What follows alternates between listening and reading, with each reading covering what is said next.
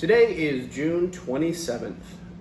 The reason that that's important, if you want to call it important, is because yesterday was my birthday and my wife surprised me with a little trip on to the west coast of Florida. So I said on my bucket list, I wanted to get up in the morning and see the sunrise on the east coast of Florida and watch the sun set on the west coast of Florida. So that's what we did yesterday. And since I had no future knowledge of this, so it was very much a surprise to me. So we're over here on the west coast. We're in Clearwater right now, and I know it's not necessarily the beer drinkers' beer per se, but I found Budweiser Nitro Reserve Gold. So what I'm going to do is, apparently it's fancy in some way, and I have my own opinion about it, but it says Nitro Pour Tutor. Says flip can 3 times, open and pour hard, wait for it. And that's it. So if you look, there it is.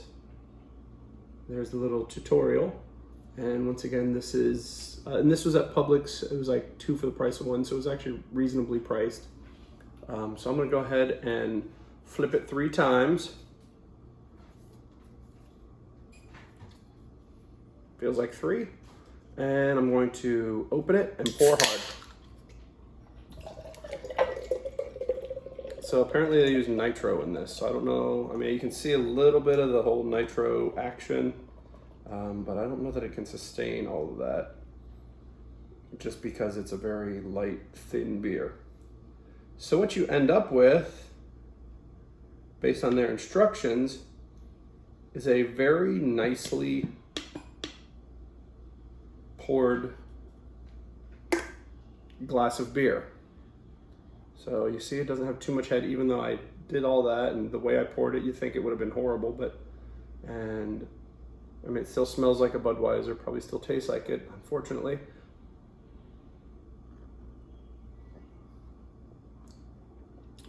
Because of the nitro, I will say the head is very creamy. I mean, that's the best way I can explain it. It's just nice and frothy and light.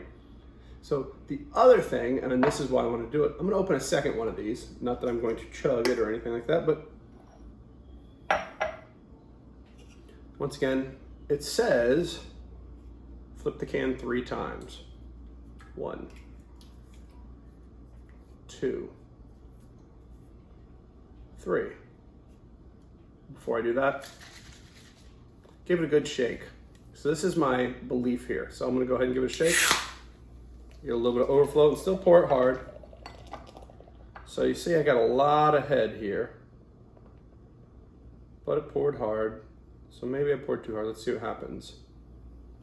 If you look how fast this head is just disappearing. So this is actually more of a show, kind of like a Guinness because of the nitro. This is more of a show than you would get with any Budweiser, but you look, even with that shake, it looks like this giant head is dissipating pretty quickly. So I guess what my hypothesis here is that they pretty much just dummy-proofed pouring a beer. So pretty much you can do whatever you want, you can shake it. I mean, I shook it pretty vigorously there. Especially for a beer, but then just a few seconds later, and I mean, not even a full minute, a few seconds later, I got myself a darn near perfect pour already, and gonna be able to just go there, got a little head on it. Still very creamy, still, you know, much better than a regular old Budweiser, but then you get past the foam,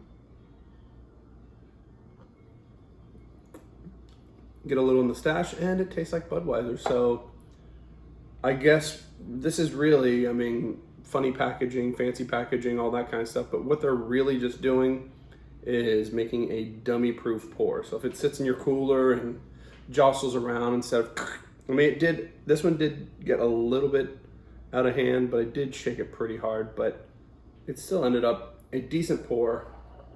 And here's this other one just a few short minutes later.